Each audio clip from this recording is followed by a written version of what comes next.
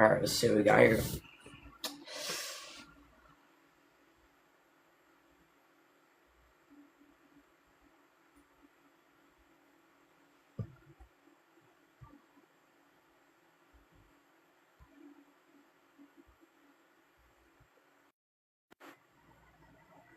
Yo, what's up, American Political?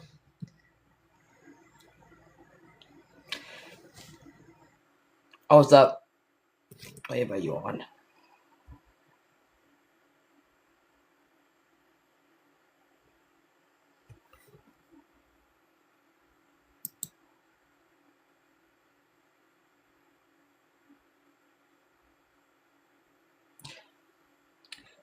Yeah, with the Mero versus Sharp thing, I'm actually taking Sharp's side because here's the thing about Faith Merrill. She's a little too loyal to Candace Owens. She's way too. She's just. I don't understand why. Like, even Nick is against Candace Owens, and Nick is like the biggest conspiracy theorist I've ever seen in my life. And the fact that he's against Candace Owens on this conspiracy theory, if there was a good conspiracy theory, Nick would take it. I don't see it. I think I'm actually taking Taylor Sharp's side. I think he's right on this one. Faith is just like, I don't know if it just she's off on that part, but yeah, Sharp is. I don't think Sharp has been America first. I think he just did it for the popularity. Honestly, I might be wrong, but no, I don't think I don't see all the hype in Taylor Sharp. Don't tell him that though. Let's gotta wait for this guy to join up, and then yeah. Oh my.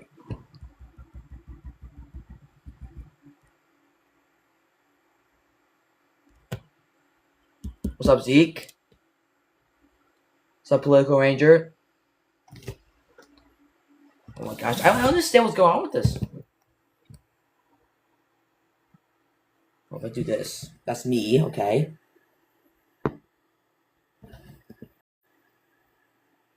Okay, yeah, let's start.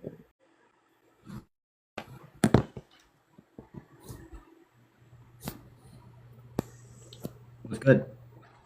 What's up, bro? So what do you want to debate about? Well, I mean, I saw some of your content. I don't think you know anything about me. I don't know. I'm a streamer, and I talk about economics a bit. I guess, I don't know what I stumbled across first, but I've seen you have videos like promoting, Milton Friedman and capitalism, and that stuff I agree with. Like, I'm a capitalist and such.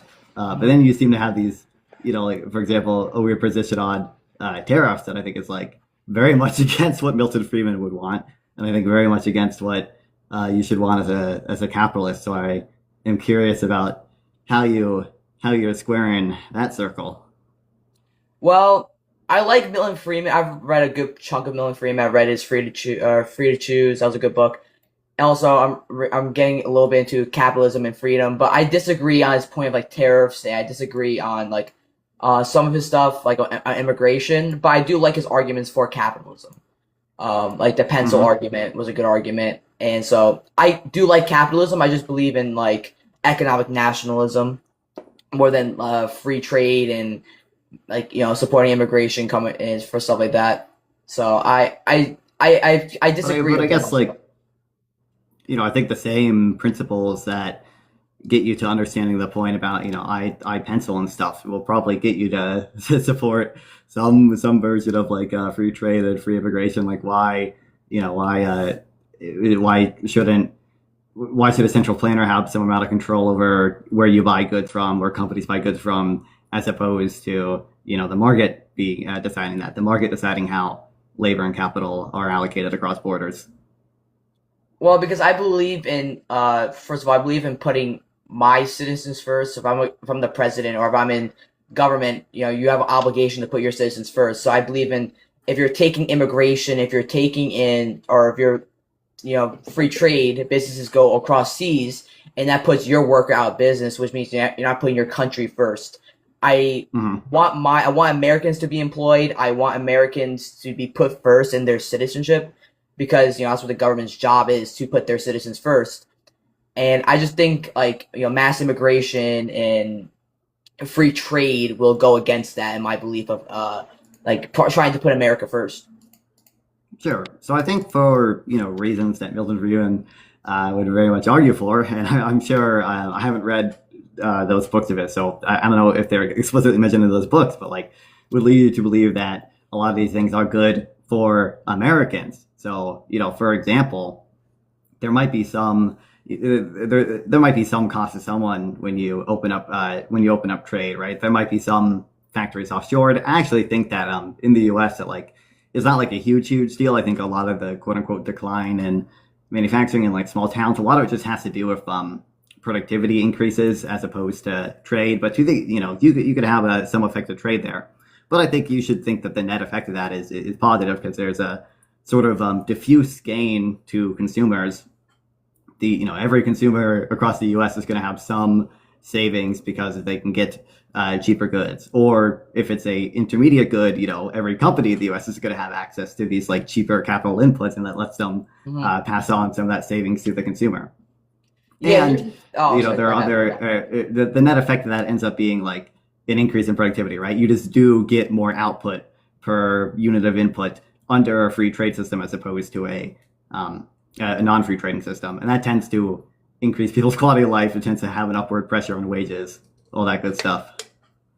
Okay, so let me just steal man your point. So you're saying that with free trade, right, wages can go up because productivity goes up due to what's it called? Like when you get offshoring your factories, foreign countries, their productivity goes up. So that how does that raise our wages? I might be So misinterpreting. because like the average wage rate is going to be like roughly proportional to average productivity, right? There are obviously nothing's going to really be like perfect with that or anything, but that's what the theory would suggest. It seems like empirically it is the case that a country's average productivity is correlated with average wages, and it seems like free trade generally, and just a more liberal trade system generally tends to increase countries' average productivity because there are gains from specialization, there are gains from economies of scale, and there's also just gains from like information being exchanged when trading as well, like exporters for nuanced reasons like will actually get like more effective or more productive when they export products. We have like evidence of this from like Egyptian rug manufacturers, but I don't know. I think those are probably the smaller effects as opposed to just the gains from scale and comparative advantage. Well, here's the thing about productivity. Productivity has gone up in the last like 50 years or so, but Hmm. the wages have not kept up with the productivity rates increasing. And so it could be both of like obviously immigration, in my opinion, is definitely a factor in that. But also if you look at losing businesses also hurts Americans in just like employment wise and losing entire towns and stuff like that. But I just don't see under the free trade thing, right? Ever since like Reagan, when we started seeing massive free trade expansions, I don't see the wages have been going up at levels that meet productivity rates. Right. So I think that it's not the case that wages like average wages haven't kept up with average productivity. Average productivity. I know roughly the charts you're kind of referring to there and such. And I think among other things, the biggest mistake they generally make is they're comparing the productivity of everyone of the whole economy to wages of a subset of workers. So that's not actually showing you that average wages aren't keeping up with average productivity. It's showing you that potentially there's just wage inequality. Some workers are a lot more productive than others, and that means that there's a discrepancy between average productivity and the wages of a subset of workers who might not individually have seen a big increase in productivity, right? So I think once you do account for those things, among other things, you do see that average wages have tracked average productivity fairly well. And I think there's just like you should also just understand like kind of mechanically, free trade is generally going to give you increased real wages insofar as it lets consumers and companies have access to cheaper goods, right? Like that mechanically kind of increases your real wage. How? My question, because here's the thing: when you let businesses off, like going across China or Vietnam or other countries, how does that raise Americans' wages? Because if they're losing employment, their wages aren't going up. Right. So there's that. There can be that effect, right? But for one, presumably the reason that they are offshoring or whatever is because it's cheaper, and there are potential like gains to consumers there. So just like I said, mechanically, people's real wage goes up. Like the amount of basket of goods they can buy is going to go up if they now have access to cheaper products. And then two, there's some sort of reallocation, right? That like those resources, that labor that was previously being employed in the U.S. to do whatever that's now offshored now goes to other things that the U.S. is more productive in, that we have some type of a competitive advantage in, or maybe that we specialize in because of like economies of scale. So I mean, you could just like think about it like a basic competitive advantage model. There's probably some kind of intuitions you have about like it is probably better for you to like not know how to do everything yourself, to not grow your own food, because it's just worth your time to specialize in what you are better at and have someone else specialize in growing the food, because that actually makes you both better off overall, right? Like, Well, here's the thing. Before we lost this massive amount of industry, we were able to produce everything ourselves and at a really high rate. Not everything, obviously. There's a lot of things that we had to import, but in terms of like manufacturing goods, we were really good at that. But businesses decided to go get it cheaper. It puts I don't know how many Americans have lost their jobs, but it's over millions of Americans have lost their jobs, and I don't think that's worth the consumer going to be able to get something cheaper. I think it's worth having the American employment and having more people employed that are Americans, and the United States being able to export stuff. That's, to me, is more beneficial to our country and more beneficial to the American citizens and American workers who you're supposed to put first, more than just like exports have gone up as well. Like generally there are like it's more complicated in this because there's also trade and financial assets, but like generally imports are like exports are like going to be the way you pay for imports. Like you have to export stuff to like get foreign currency in order to buy imports. So like generally trade liberalization leads to both increased imports and increased exports. But I think like when you talk about employment, and I should also mention, I think like you say, like manufacturing's been all out or whatever, we lost all these jobs or whatever. I think the story is more complicated. That not only have we seen like increased exports overall, but like if we just look at manufacturing output, that was going up until 2008. And we haven't like signed any free trade deals past 2008 really. Like it was going up during this entire period where we were signing all these free trade deals and supposedly like offshoring all those things. I think that's suggestive of us just getting like more productive in manufacturing. But like these things, American wages, American employment, these are things that I think on net are typically helped by free trade. So I mentioned like increased exports before. Like maybe there's some job loss due to import competition, but there's also probably job gains due to like increased exports. There's some amount of empirical evidence for that. There's some amount of like just reallocation that happens because consumers can save money on the goods that are now being imported and they spend more elsewhere, or they save more and that invest in like the capital stock, and that can have positive effects in productivity and in jobs as well. Like these are offsetting mechanisms that I think outweigh the gains to or any of the losses from import competition. And I'd be curious, like why do you have the opposite presumption, right? Or what evidence do you have that suggests the opposite is true? Because I think most of the empirical evidence supports my view. Well, ever since Bill Clinton, we've been on a manufacturing decline. I think that's just a fact. Ever since the U.S.-China agreement in 2000. Huh? In terms of what? Like employment, and I think output too has been. It was on a steady manufacturing decline. employment peaked in 1954, right? It's been falling since 1954. No, not necessarily. It had ups. Like for example, 1979 under Jimmy Carter, it had an explosion. And then so I know it peaked overall in 1954. I believe it's been on, in my understanding, a fairly steady downward trend since then. It's possible, obviously, everything is going to have some periods of like expansion and or contraction. So like, I'm not saying it's been on a consistent 2% a year decline forever and ever and ever, but like it's been a broad trend, not only in the U.S. but in like almost every developed country actually has this trend of manufacturing following an inverted U-shaped path where it increases at first. as a lot of agricultural workers are being reallocated towards the manufacturing and service sector, and then it peaks and starts declining as countries develop more, and a lot of reallocation happens between primarily the manufacturing sector to the services sector. Well, if something peaks, right, and it comes down for the next 20 years, it doesn't mean that's like necessarily declining. It's just declining from the peak. It wasn't like a problem in the 1960s and 70s, and maybe even a lot of parts in the 80s, where it was like a manufacturing business exodus to other countries. It wasn't like a mass exodus where we're seeing with like right now, where businesses are going offshore and again robbing Americans unemployment. But that's besides the point. I don't think it was a real problem until NAFTA and until Bill Clinton came in and started doing a lot of these free trade agreements. Okay, so I think the fact that the trend goes back further is one suggestive of like a broader underlying mechanism. I think that mechanism is essentially has to do with the income elasticity of the different sectors, and how that affects consumer spending as a country gets a higher GDP per capita, essentially. But regardless of that, so I think it's suggestive of some like underlying broader trend there that might be like hard and non-advantageous to attempt to reverse. And I think we can get into this as well. But I think tariffs are not a particularly great way to reverse the decline in manufacturing.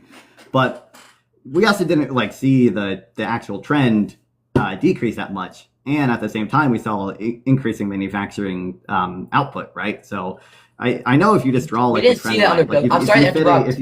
I'm sorry, we didn't see that under Bill Clinton. Like we did see for like short, but ever since in the 2000s, it's been on a decline, and then really mass exodus. But it's been on a decline since 1954, right? So I think not so on if a you mass draw level like if this. If you fit a trend line, what I'm about to say is going to epically disprove that. So if you fit a trend line to the manufacturing share of employment from like 1960 to 1980 and just extend the trend line outwards, you just project it outwards at the same trend, you can predict almost exactly what the manufacturing share of employment was in 2010, right? Like it's within margin of error.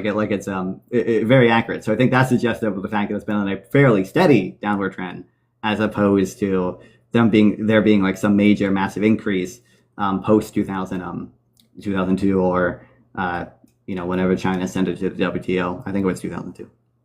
Well, almost all of our big companies. Here's the thing: almost all of our big companies are are making stuff in other countries now. Like, for example, like I think Apple. I can't name business off the top of my head, but Toyota just came back. They were in Mexico for a while. So like, a lot of these businesses did leave. So I don't necessarily agree with that, because in the 50s, 60s, 70s, and 80s, most of our bigger businesses were here making stuff here, and that was employing Americans compared to now they're employing other citizens.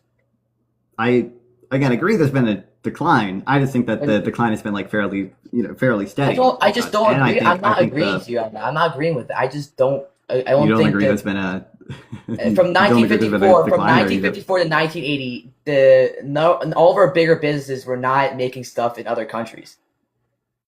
Well, so just because the trend is downward doesn't mean, obviously, if you go back far enough, people are like, there's going to be manufacturing here still, right? I'm just saying the trend, the fact that the trend is fairly steady is evidence of like trade not being like the biggest necessarily the biggest deal in causing that downward trend.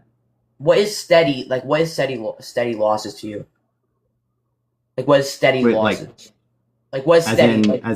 So what I said before, as in, if you just like fit a trend line from 1960 to 1980 and project it to 2010, you can predict almost exactly the manufacturing share of employment in 2010. The fact that you didn't see the trend diverge from past the 1980s. So let me just steelman your point real quick. So you're saying that from 1954 to 1980, it's like, in a way, the same steady decline compared to 2000 to now. Yeah. Is that a good steelman? Yeah. I'm saying that the decline in manufacturing as a share of employment has been fairly steady in the U.S. as opposed to like jumping suddenly after we signed free trade deals like NAFTA and the WTO. Well, that's not how it works. That's not how it works. It doesn't like all of a sudden like business just like all of a sudden like it just spikes down. It's not how it works, because they have to like, it takes a while to build factories in other countries and stuff like that. So it's gonna be it's gonna be a decline, but it's gonna take a while for it to decline. because it it takes but you would probably time to expect the build trend stuff. to increase after the period of all the free trade. When did agreements it wait? When did manufacturing increase in the last 20 years or 26 years? When did so under Biden there was some increase in the amount of manufacturing jobs? I think. Yeah, I think as a share of employment, which the chips and science act, which did put tariffs on goods, not like a what's it called? Not a blanket tariff, but it there was put not a targeted blanket tariffs. tariff. Yeah. So that brought back manufacturing. It was targeted tariffs. Well, I think that so we get into that. I think there are there are ways to do tariffs and subsidies that I think can increase manufacturing employment. I think if Trump kept the maximalist tariffs up for long enough, it might have some positive effect on manufacturing employment. I think as it stands now, it's likely that the net effect of manufacturing has been negative because there's a lot of tariffs on intermediate goods that manufacturers rely on, and because of all the uncertainty around them. So we have evidence from, for example, Trump's first term, the steel tariff he imposed, although that did protect some amount of steel jobs. It seems like it actually ended up costing the manufacturing sector on net because a lot of manufacturers rely on imported steel to make their goods. So the net effect ended up being about negative 74,000 jobs, even within the manufacturing sector. So I think the tariffs on intermediate goods don't help them. And then I think the tariffs on or the uncertainty around the tariff announcements and the walking them back a ton. That is also not good for manufacturers. That is also not good for. I do agree. Trump does not. I can agree with you. Trump does not implement the tariffs in the best way. But with the steel tariffs, I was doing a little bit of research on that. There was some job growth in that, and there was job growth in that industry. Right, but there's job growth in steel. The industry they was tariffing was growing, and also but it's downstream. But I'm saying the net effect was negative even within the manufacturing sector. You're saying the manufacturing as a whole, right? Yeah. But the sector that he tariffed was going up. The sector that he tariffed that was going up. So that means there was growth. It's just that manufacturing as a whole was. Well, what do you mean by growth? In the industry that he protected, there was an increase in domestic employment. That's what I mean by growth. I'm not disputing that tariffs can increase domestic employment in the industries that they're protecting, right? What I think is that, one, oftentimes, if it's placed on intermediate goods, the net effect on manufacturing can be negative. And then two, I think that it's not welfare enhancing. I think it's worse for the country when we do that because you're hurting consumers, because you're not allowing for competitive advantage or economies of scale, and because just more generally there are costs to, there are market entry costs and information costs. That's a little more nuanced.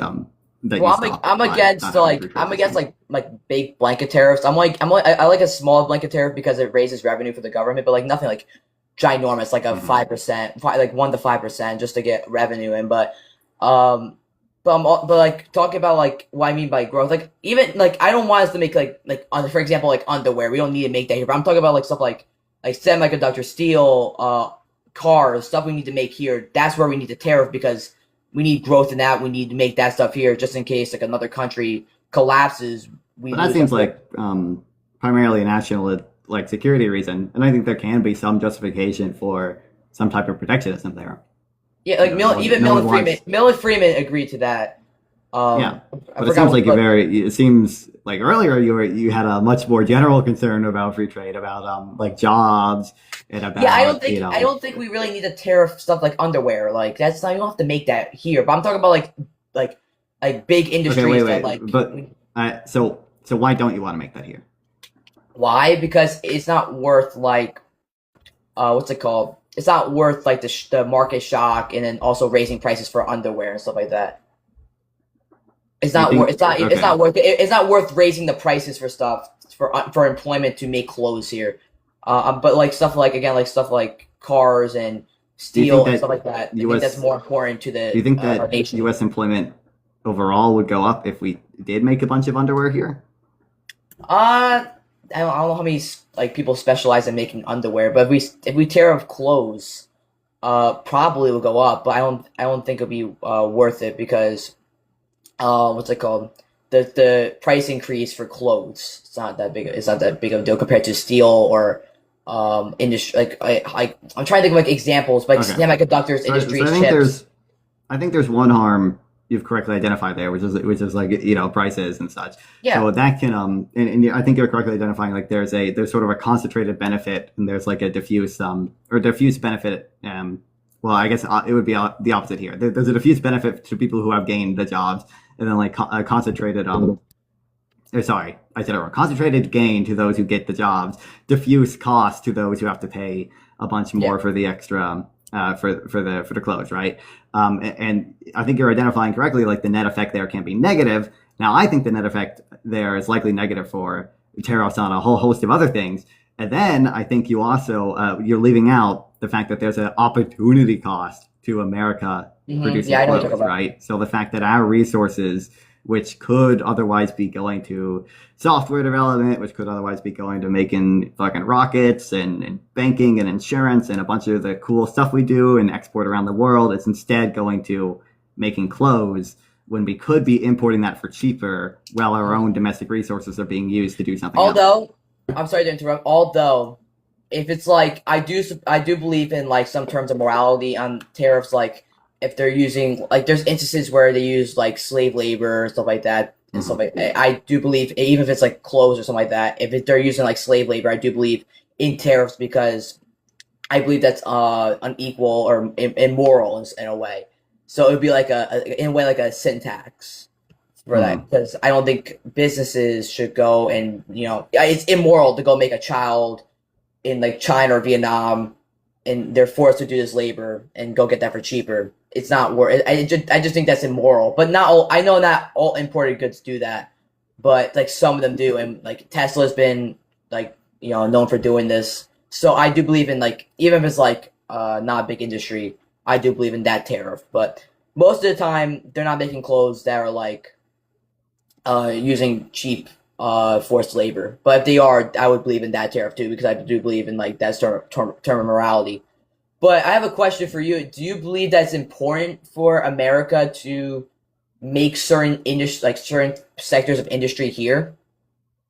So I think there's a argument for some stuff on national security grounds. I think, every you said or I said, even Milton Friedman would concede that much. I think that oftentimes tariffs are not actually the ideal type of like industrial policy there. Tariffs are at best equivalent to a subsidy plus a tax on consumers. So like, I don't know, just like do the subsidy and then like get the revenue elsewhere in a more efficient tax. I think that's probably ideal. And I think there's like a bunch of concerns that we have with tariffs with, for example, rent seeking that a bunch of companies can do. And we even have evidence of this from Trump's first term, and probably more regarding his second term, and evidence of it having like negative productivity effects.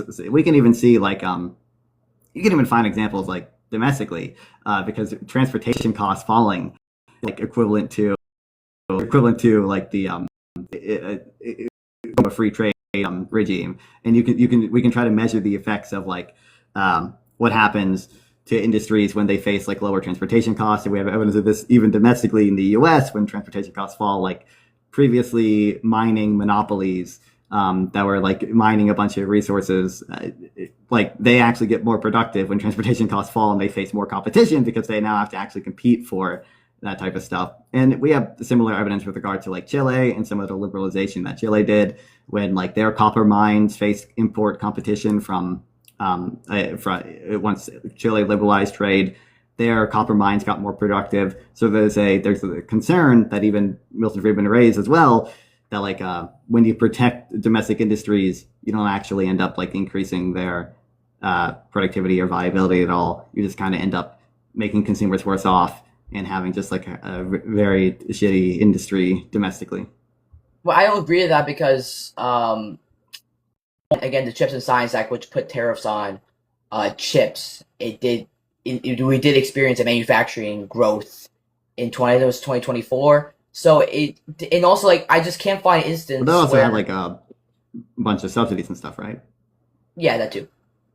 Yeah. But it also had a lot of investment. Like I said, I agree that there are plenty like cases where you could have tariffs protect a certain amount of domestic jobs. I think that there are a lot of cases where that can happen. I just think the net effect on even manufacturing jobs overall is often negative. And just the total economic welfare is effect is often negative. So then why didn't that happen when we had when we had high tariffs in our country where we created the best industry in the world at that time, and also again Biden when he had targeted tariffs and we didn't see a decline, we actually saw a boom. So a decline in what? Like a manufacturing employment, we actually saw a boom in manufacturing employment and like record investment back into American industry. I mean, I think that mostly had to do. I think that almost. I don't want to say maybe not almost entirely, but mostly has to do with the subsidies and the Chips and Science Act and the IRA, as opposed to just the tariffs he did.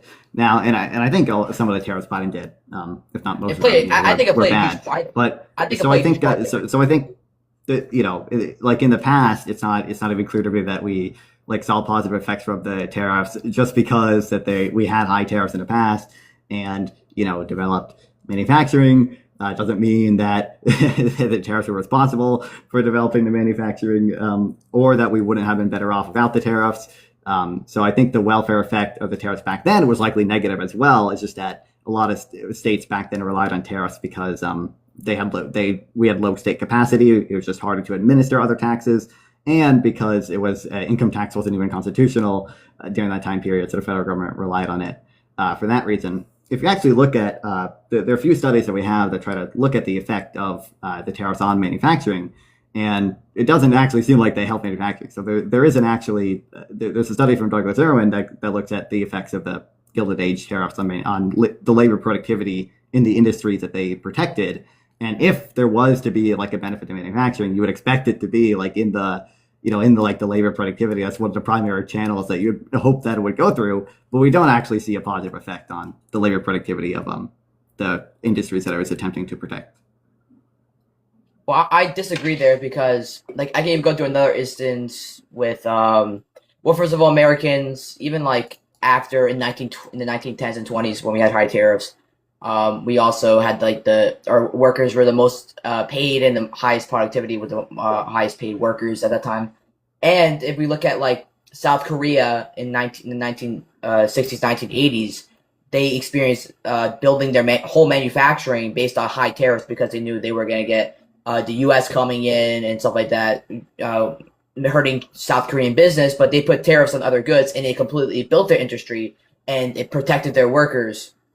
That's another instance where tariffs have shown to bring manufacturing, but also I just disagree with the point of like, well, we didn't have an income tax, that's why we had tariffs. Even when we had income tax, we still had high tariffs really until like maybe like the 60s. I'm just giving you, I think, the other reasons we had tariffs then, and I think that's part of the reason we had them. I don't think that just because we had them back then makes them good. I think there were a lot of reasons outside of even protecting manufacturing that we relied on them. But I think we. Well, I give you an instance even after, but even after the 1920s and 30s, not 30s back then, but 20s and 1920s. I'm pretty sure it was down since the 1860s. In the 1920s. It's probably still higher than today, but I don't know.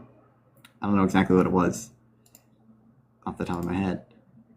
It looks like this is. I don't really want to rely on Statista or whatever. They have meme stuff sometimes. But it was like in the 20s and 30s. It was like obviously in the 30s. I guess we had Smoot-Halley, but it still was. But 30s had the low tariffs because Great Depression and stuff like that. So, but yeah, that's why we. But I think the 40s and 50s we had tariffs too. Well, they were, so the average effective rate back then was still below the 30% plus rate that we had in the 1880s, 1860s. It looks like it was about 12, 13% or something in the 40s. In the 30s, it got up to about 20% before coming down after they because we had, like I said, Smoot-Halley back then. But I think like I said, there's clearly what sectors? Wait, I think some sectors had over 20%. I might be wrong though. Well, I'm sure this is just the average effective. Oh, I don't like it because it's going to take into.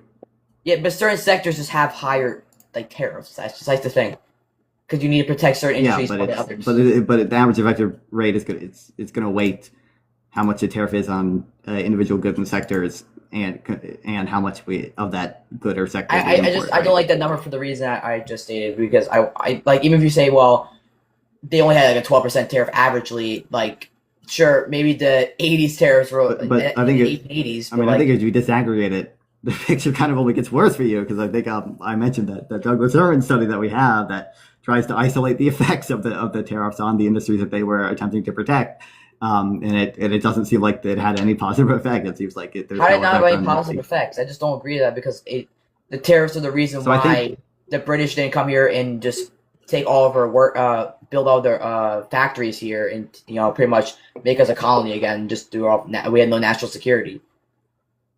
Yeah, so I think for some of the reasons I mentioned earlier, you might not expect tariffs to always have a positive effect on manufacturing, on that and manufacturing productivity. For one, you are a tax on imports. It, again, financial assets kind of messes up a bit, but will also negatively affect exports if you don't let consumers. That didn't happen in the not the Gilded Age, or when we had really high tariffs. If anything, we had more trade deals and we had more exports in that time. Compared to what counterfactual? Maybe in counterfactual, like compared to what? Compared to now?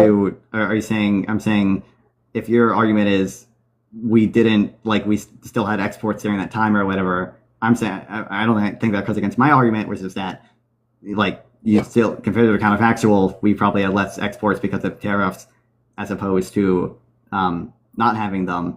And that's all that's required for me saying one mechanism by which tariffs could hurt manufacturing is by reducing exports, and many exports are. Yeah, but I'm saying I'm countering the study that you labeled to me. I'm disagreeing with the study, because I don't see how that hurt it.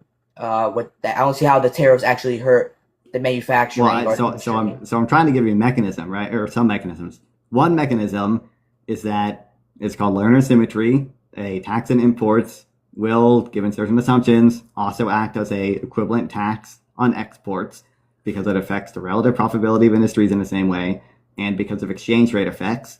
So just to keep it simple here, if you're not letting consumers, or if you're taxing consumers when they are trying to buy goods from other countries can't really get US dollars. Without those US dollars, they're not going to be able to buy US exports. So if they don't have US dollars to buy US exports, they're not going to be able to buy the output from a bunch of United States manufacturing firms. That's one mechanism by which it could have harmed manufacturing employment. I think another one is by taxing the capital stock, by taxing intermediate goods that manufacturing companies, even back then, might have wanted to import. And that's going to reduce the amount of investment that they're able to do. That's going to reduce the total capital stock in the country. And there's probably some effect as well on the size of the market that they're able to sell to. Because if you, relative to a free trade regime where at least the other country has some reduced barriers to their market as well, you're going to limit the size of the market that manufacturing firms can sell to if you don't, if they're not able to sell to certain countries that they would be able to sell to under a free trade regime. Yeah, what I would say to that is that I'm not saying tariffs can always work. There's some instances where tariffs can hurt the country, just like anything, like tax cuts can hurt the country sometimes.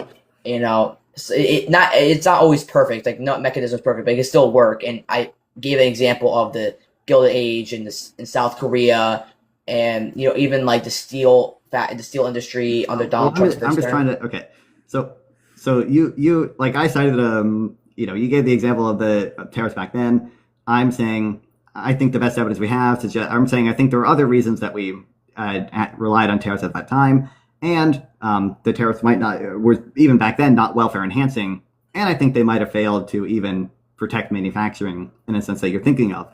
And you asked how, and I cited that one study, Douglas Irwin 2000, which finds that it didn't actually increase labor productivity in the industries that they were protecting. And you asked how could that possibly be the case? And I think I just described to you three mechanisms: by taxing exports, by taxing capital goods, and by reducing the size of the market that firms can sell to. you understand how those three possible mechanisms could possibly have a negative effect on manufacturing? I don't think that happened because, for example, when you say we Wait. tax, So I'm not. I'm just. Do you understand how those are mechanisms by which it there could, it could be a could play a negative effect? part. No, it definitely could play a part, but I just don't think that happened in the Gilded Age or even under like Trump in the steel tariff. I don't think Okay. that happened. So I think that we do have some evidence that the steel tariffs caused exchange rate appreciation during Trump's first term. I think given the uncertainty and negative growth effects that Trump's second term tariffs have had, they actually probably have not affected or not appreciated exchange rates in the same way. But regardless, so if you understand, so I'm saying those are three mechanisms. It seems like you understand they could have maybe played a part in, or they could theoretically negatively affect manufacturing. You just don't think they did, but I think the best available evidence suggests that they did have that negative effect. So I said in one study, Irwin 2000, there were two other studies. I can't remember the exact like results that they were measuring off the top of my head, but I can find them for you. It doesn't seem like you have any evidence to the contrary, really. Well, I don't know. I know there's a couple studies I know, but I don't remember the name of it. But there is one study. I don't remember these names of these studies, but there is some studies that show that like they do in some instances do bring back in some form industry or protecting industry or rising employment. Sure, but we're talking about a specific time period. We're talking about a specific set of tariffs here, and I think there's a few studies into this that side of me. Like I said, I already agreed that there are cases where tariffs can protect jobs in certain industries. I think that happens at the cost of jobs in other industries, right? It's the same thing. Like I would just view it as as the same way I view like technological increases, right? A lot of labor saving technology will like decrease jobs in one sector, but lead to more jobs in other sectors.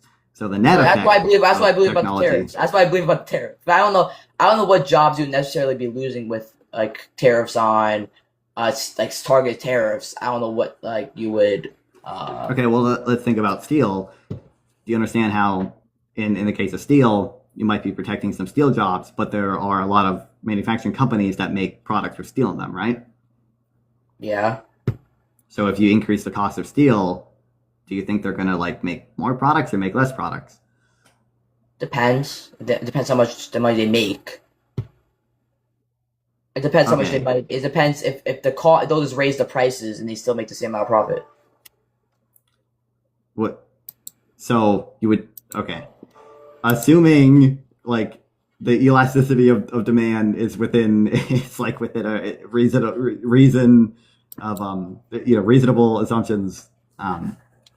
It's bounded by to some bound to it. You would expect that generally if companies have to pay more for an input and they attempt to pass that cost on to consumers, that consumers would probably pay less, or that consumers would probably buy less, right? And that would decrease their total profits. I don't think so. I still think if they need steel, right? It's like if the demand is still there, I don't think necessarily the demand would decrease in a way. If they still need their products, they'll still buy it. Okay, do you think? Okay, do you think taxes just like generally don't? to be clear, the companies will still buy some amount of steel, right? It's just that when the cost of steel is increased, when the cost of an input is increasing, that just does shift supply to the left, right? Like if you look up like things that shift the supply curve for something, like the cost of an input will be one of the things there. Yeah, but an example I can give you is like the rising meat prices, the rising coffee prices. Like people still buy those even if it's crazy high. The demand's still there. It's just that the cost to make it is higher. It's true. There are different elasticities of demand, right? Some products are what we call like inelastic goods, where if the price rises, people still buy close to the same amount. There are not many goods where it's perfectly inelastic, where if the price rises, you buy like exactly the same amount. There's like maybe like some life-saving like healthcare interventions are close to that, but even that, people care about their children and how much money they can pass on to their children and stuff. But generally, even if demand is relatively inelastic, right? If you have a leftward supply shift and demand is not perfectly inelastic, like you're going to reduce a company's like total revenue, right? Like It just depends how the demand is for that quarter. why wouldn't they raise prices already if they could raise prices and get a profit on it? Like, Because that's what the market has, and that's how much. For example, if they just raise their prices, right, people will stop going to them. But if I'm trying to find a good answer to this, but I'm just not wording it the best way. Here's the thing. In certain sectors, right, people are gonna buy it no matter what, right? Like meat demand still stayed the same. I feel like I just explained that. I know, but I'm trying to word this better. I just can't. I know to say it's not wording the best way. So what I'm trying to say is that I think the reason why people raise their prices is just to keep up with the demand and how much the thing costs. Like I don't think necessarily that that will make them less money. And if the profit margin still stays 5-10%, even if they're raising prices, I don't think they'll be. The quantity would reduce, right? How much to buy for in the short term? If a firm wants to maintain the same profit margin, which some of them do, and they face a higher production cost, then they can raise prices to make up for the higher production cost and maintain the same margin. But consumers probably buy less of that product, right? Well, in the short term, I would say yes, there'd be a manufacturing, like they'll output less, but over time, when people get adjusted to that price, they can still buy what they used to buy. So it would be like I think it would be short term. It would be like a output decrease, but in the long term, I think it'd still be like the same or even more. Well, I'm just saying, you understand how if you put a tariff on one good, that's an intermediate good. Like again, we're talking about steel. How that might protect jobs in the steel industry, but that's going to have negative downstream effects because a bunch of other companies now have to pay more for steel, which means that they in turn have less total profits. They face the supply just shift less for them, and they probably employ less people, right? It depends. It depends how many people are buying the steel. Oh, Is that all that again? Like if we look at the Iran war, right? It raises prices for gas, but people are still they're still making the same profit margins. I think that they're making more profit now, but even with the higher prices. Wait. I'm not talking about so oil companies will make more profits, right? But do you think other companies make more profits? Maybe like shipping services will make less profit. We haven't seen mass layoffs with them. So we haven't seen mass layoffs. We haven't even seen layoffs from them. They're just raising their prices and making the same amount of profit. Who is? The shipping services. Sure. So shipping companies might they probably the quantity necessarily is going to go down. They would have to raise prices elsewhere by a lot in order to try to maintain the same profit. I would kind of doubt that it's the case that they have maintained the same. They might have maintained the same margin, but probably total profits are down. Regardless, I don't believe so. But if there's an adverse supply shock and the cost of oil increases, it's true. Like oil companies can see increased profits from that because the price of oil will go up a lot. And if your company isn't negatively affected by the shock itself, then you maintain the same or similar production, and you just see like higher profits, right? That's that can be the case with goods that are inelastic in demand. But most other companies are going to be negatively affected, right? Because a lot of other companies rely on oil as an input, so they have to pay more for oil in order to make plastic, or in order to transport their goods, or in order to make energy. So there are all these other firms that are negatively affected. So net effect there is like definitely negative. And similarly, if you think about steel, you might protect some jobs in the steel industry with steel tariffs, but probably, and by probably I mean according to the best economic theory we have, and according to the best empirical evidence we have, you cost jobs elsewhere downstream because a bunch of other companies rely on steel to make nails or to make forks, and we therefore employ less people who make nails and forks. Well, here's the thing. I think they'll just raise their prices and eventually make the same amount of profit, and then they'll just go back to normal, which is higher prices. Like in the short term, yes, not be able to get enough forks and stuff to make, or whatever the hell, and they'll have to make maybe some layoffs. But in the long term, they'll eventually just adjust to the price. Who are you saying is adjusting to the price? Like if, for example, steel, right? Like the forks and whatever, like the people that need to buy steel, right? It will still like the demand will still be the same, and the demand for forks will still be the same. They'll just raise prices. People are gonna still buy forks and probably still buy it at the same level. Okay, but so I don't think that's the case. It's not clear to me that the demand for forks is like relatively inelastic or anywhere close to perfectly inelastic. But I don't. Even if you think people are quote unquote going to get used to the price and they're going to buy the same quantity of forks later on, we would still agree that the by nature of the tariff being there, the good that they are buying, even if they're used to the price now, the cost of that is higher relative to what they could get if they imported the good instead, right? The cost of the good will be higher, but I think it's worth it to have the steel be made here.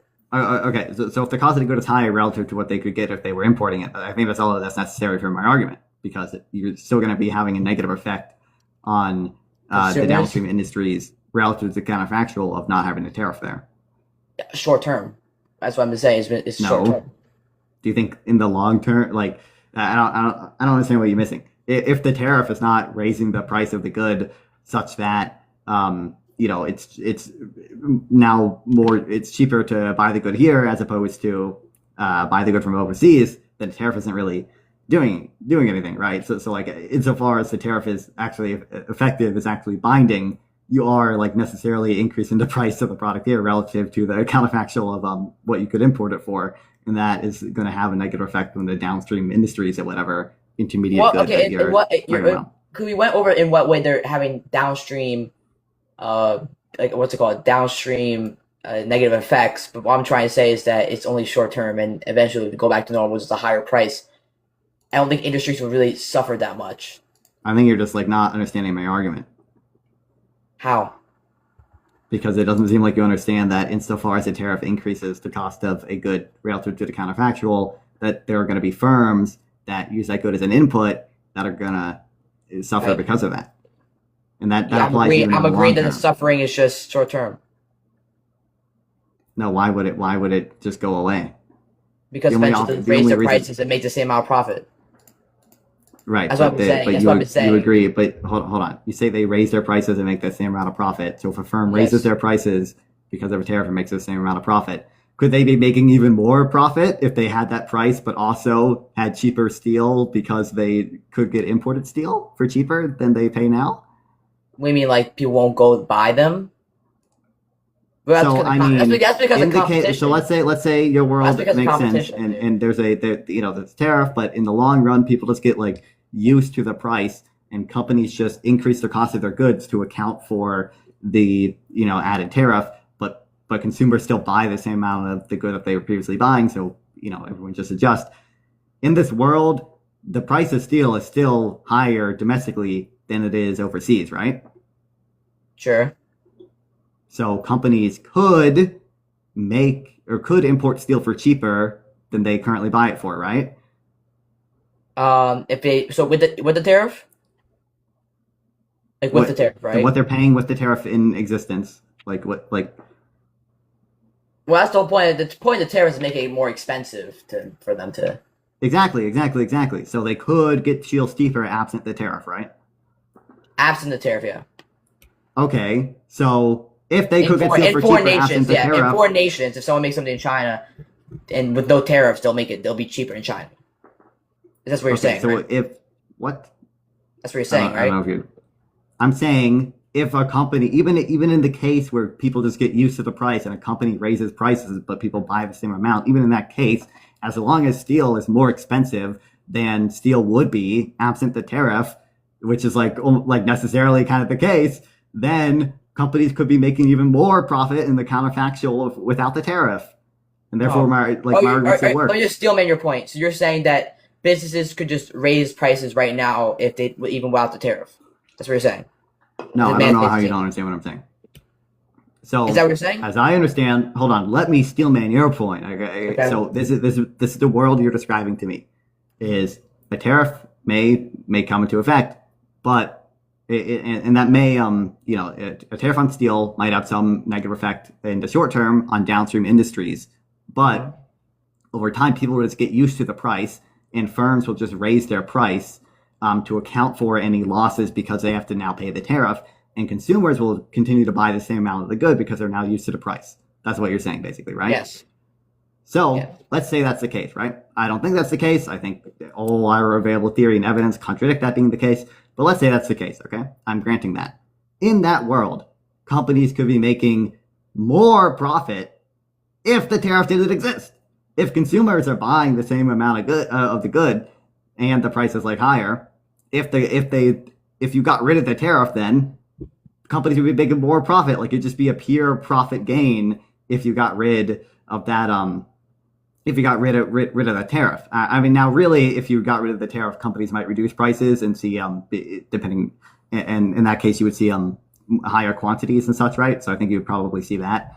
But like some of the cost savings would be passed through the consumers. But you're still hurting downstream industries with a higher price relative to the counterfactual, like necessarily. Yeah, I think even then, I think the short term decrease is still worth it to produce steel here. Like I don't think business is making profit or just as much profit or more profit. I just want to make sure you understand my argument. Okay, so I'm saying that if you tariff an intermediate good, oftentimes the net effect on manufacturing employment will be negative. Okay, do you understand that is the point I'm making? Yeah, and that's what I'm trying to say. I'm disagreeing. You disagree, but you disagree with what part? I'm disagreeing that are you saying it's a long-term decrease that even with tariffs? Depending on what you're tariffing, yeah. So steel, would it be long-term? So, yeah, probably overall manufacturing employment would be negative even in the long term if you tariff steel. Yeah. I'm disagreeing for the reason I just said. Like I don't see it that way. Okay, but I don't understand how you don't understand.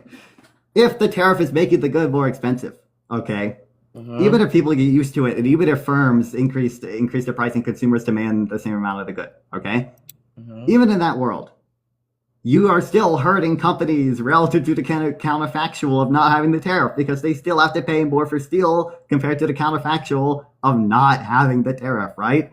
So if they're making the same profit, why does it matter? Because if they could make more profit, right? If there were more returns, if there were a higher return to investment, if they're making 5%, invest more. Wait, if they're making 5% net margins, then they raise their prices because steel goes up, but they're still making 5% net margins. What's the difference? Because if it is the case that absent the tariff, they could be making a 7% margin, probably in the world where there's a 7% margin for steel, you see more investment into the steel industry because there's a higher return you can get there, right? If the return to a given investment is higher, probably people are more likely to invest in the industry that has a higher return, right? So you think that because the steel is so expensive, the businesses will not invest? That's why that doesn't make sense. If they're still making the same amount of net profits, they're going to invest. Oh my God. I think if you raise the cost of an input, that supply shift leftward. Okay, anyone could open an econ textbook and look at the supply curve and look at the things that shift the supply curve. If they're making the same amount of net margins, they're not. It's the same thing. Oh my God! Even in that world, they're making less profit compared to the counterfactual. Oh my gosh. Okay. If they okay here, I'm explaining again. Okay, 5% net margins is 5% net margins, no matter how expensive the thing is. So they'll be able to they're still making the same. Yes, wait, profit. I understand that. But if they maintain their margins by raising their price, even if consumers don't adjust downwards, right? Even if consumers don't buy less of the good, even in that world, because they pay more for steel because of the tariff, absent the tariff existing, they would pay less for steel and thus have a higher net margin. Do you agree with that? Because if they still make, because I don't Do think you you're agree with gonna that? say Yes or 10%. no? That absent the tariff existing in that world, they would have a No, higher net margin. I mean it depends if they raise their prices. But if they're making ten Oh my dollars god. per like fork, and then they raise it to $20 because the steel is so expensive, they're still making $10 per fork or whatever. Any other fork is not $20. I'm Wait, just yeah, saying. yeah, yes. So I think so if that were to happen, right? I think what you would actually see is that consumers would buy less, right? The quantity would fall, and their total profits would also likely fall, right? But regardless of that, let's say that doesn't happen, right? If they are selling forks for $20 and they have to pay $10 for steel or whatever, like you said, they're paying $10 for steel because of the tariff, correct? Yes. So let's say you got rid of the tariff. Now they'd be making more profit, correct? If they charge ten Oh my dollars per god. fork, I'm just trying to just understand what you're saying. So they're making $10 per. They charge $10, right, and they make $10 profit, but they could raise it to $20 with absent the tariff, right? They could be making more money. Now I don't understand what you're saying. I'm saying if you are saying if a company is paying a tariff, like almost necessarily absent the tariff, they would have lower cost of production. So absent the tariff, they'll have lower costs, but even though they're making the same amount of profit, it doesn't matter to me. It doesn't matter. Because why? So you're not compared to the counterfactual. I don't know if your brain is just like broken. I'm saying compared to the counterfactual of not having the tariff, they would have an even higher profit. I don't think I'm not just thinking how. Like if they're What do you making mean? If a company is ten if a percent company net is margins oh my is ten god. percent net margins, no matter how expensive the damn thing is. Right, okay, bro. Yes, I understand. Yes, I'm granting you this absurd world where consumers every good is has perfectly inelastic demand. Okay, I'm granting you that. Yes, companies I'm giving raise you their price examples, to Brando. maintain the same profit margin. Okay, now if they're maintaining the price to have the same profit margin, but they're still paying the tariff, correct? Mm-hmm. So if the tariff were gone, their profit margin would be even higher, correct? No, What do you mean no? because if it's 10% net margin, right? It Mm-hmm. doesn't even if they raised prices because steel is so expensive, they're still making 10% net margin. So they're still Yes, making they're making. Yes, I grant. Okay, let's say they're making 10% net margin. Okay, now if you got rid of the tariff, if they assume that they aren't adjusting at the quantity margin like that, like the demand perfectly inelastic, we're holding demand fixed here. Okay, because that's what you want to do. The only thing I'm doing is getting rid of the tariff. They're now paying less for steel, correct? okay, but they still have the prices if there was a tariff. So they're still What? Are they? I don't think you're understanding my hypothetical here. I think we have a miscommunication. I don't think you're understanding my hypothetical. I don't think you're. I don't. I think everyone should be able to recognize that you're. I don't think you're the one not my understanding things here, dog. I don't think you're understanding my hypothetical here. I don't think you are. So I'm saying you're saying. I understand. I think what you're saying. I've read through it like 100 times now, bro. You're saying people will just get used to the price, and firms will raise their prices to maintain the same profit margin. But I'm saying even in that case, we're not comparing the world before the tariff to the world after the tariff here. The correct comparison is the world with the tariff, even after they've raised their prices, to the counterfactual of not having the tariff currently. So if they are now charging a higher price because they wanted to maintain the same profit margin after the tariff was put in place, if they got rid of the tariff now, and because in your world people are just used to this price, presumably they're not going to lower the price. We're just holding demand fixed. In that world, their profit margin would go up. Their total profits would go up because they now have a lower cost of production, but the same price. That's just like trivial. If your cost of production falls and the price stays the same and we're holding the quantity fixed, your profit margin or your net profit goes up. I don't think that's not how profit works. That's not how profit works. Brother. That's not how profit works. I want you to say this out loud. Okay. So price and quantity. Give me an analogy. Just give me an analogy. Just give me an analogy. I don't know how to give you an analogy with this. Okay, just give me an analogy how much a consumer would be paying in your hypothetical. What? Okay. Give me an analogy how much a consumer would be paying and how much. Okay, so you're saying, so raise this is prices. the world you said already. We start in a world where, let's just say, like the cost of steel for a company, and that's the only input or whatever, is $5, and they're currently charging $10 for a fork. Okay, so then we put a tariff on steel. Now steel costs $10, and in order to maintain like the same profit, what did it say that they were making before? They'll be making $5 in profit. They were making $5 in profit. So because they want to make $5 in profit, okay, they raise the price to $15, and throughout this entire thing, we just hold quantity fixed, okay, because in the long run, people just get used to the price and they'll continue buying the same amount of forks, okay, so quantity is fixed. Now, the consumer is still paying $15, the company's paying $10 for steel, and they get $5 in profit. Now, it's true they have the $5 in profit now. They had $5 in profit before the tariff, okay? But now, let's get rid of the tariff. Consumers are still paying $15. We're holding quantity fixed in this example. But the company now makes $10 in profit because the cost of steel is now back down to $5, but they still have the same price. So the company's making more profit after the tariff. That's why I replayed that to you like 10 minutes ago. I relayed that exact hypothetical to you. No, wait. Yeah, so wait, do you agree? Do you agree that the company they there is could, but then they won't profit? be employing Americans, and they'll be going offshore. That just leave Americans. Oh my god! We're talking about a downstream industry here, right? So my point has been, if you raise the cost of an input, there are companies that rely on that input that are harmed by that, and I'm demonstrating that to you. They could be if you take the tariff off. They could if they take the tariff. If you take the tariff off, then you're just screwing over those businesses. But most likely those. What business are? If you take the tariff off, you're screwing over the industry that you're protecting, right? And when you say screw, but you're exposing them to foreign competition.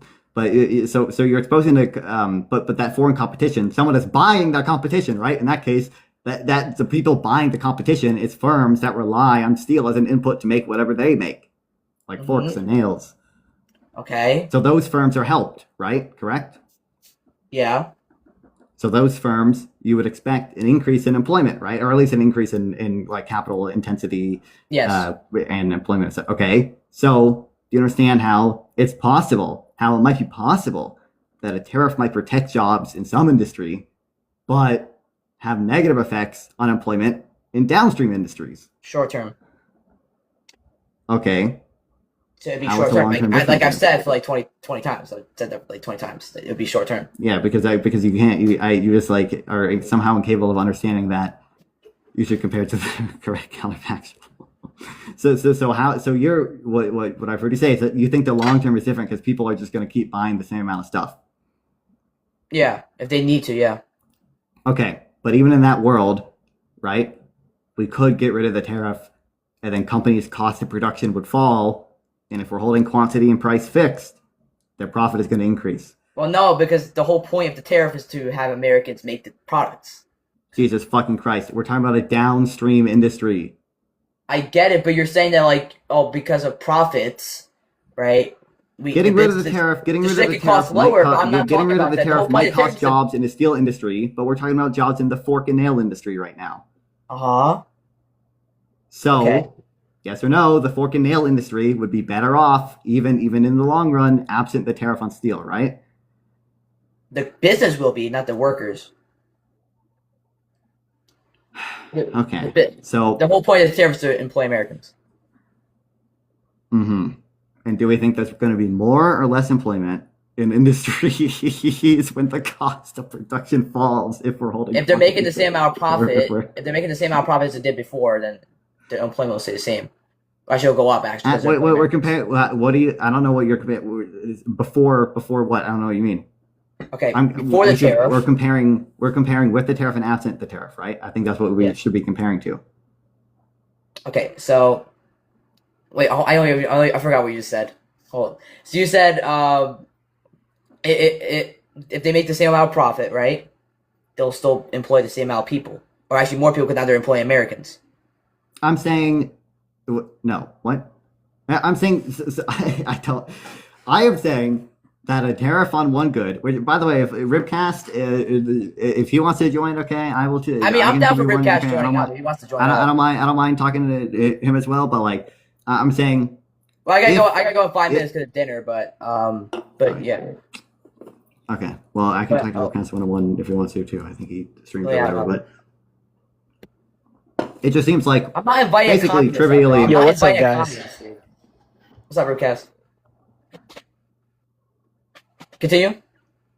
It seems like basically like trivially true. Like in the same way, if you tax if you tax any input for a firm, that firm is worse off, and generally you would expect less employment in that industry or in that firm because they have like a higher cost of production, and that's going to negatively affect either them on like I'm just going to shift their marginal cost curve. And it's going to have some, depending on the demand conditions, negative effect on the quantity they sell, or on the price that they sell at. And some combination of those two are going to adjust to make the firm worse off, and you're probably going to have less. So in terms of this, so let me just steal my. So you're saying they'll be making less profits because of the demand issue? Okay. Do you think let's say that nails, the only input for nails is or the only like raw materials input for nails is steel. Let's just assume that's the case, and you just need steel and workers and like some machines to make nails. Okay. Do you think that there's more people working in the nail industry if steel cost $1 million compared to if steel cost $1? If they're selling the steel for $2 million compared to if they're selling the steel for $2, there'll be more. God. It's the hypothetical I have a problem with it.